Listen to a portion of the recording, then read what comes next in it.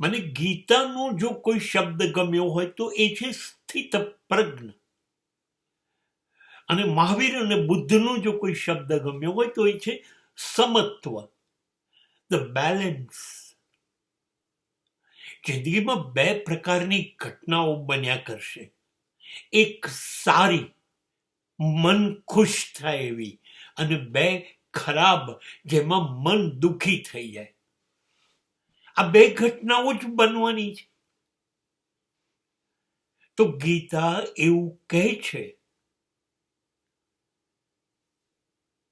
સારી થાય ત્યારે ખુશ ના થવું, ઉછાળવું નહીં, કૂદવું નહીં, પાગલપન ના દેખાવું જોઈએ.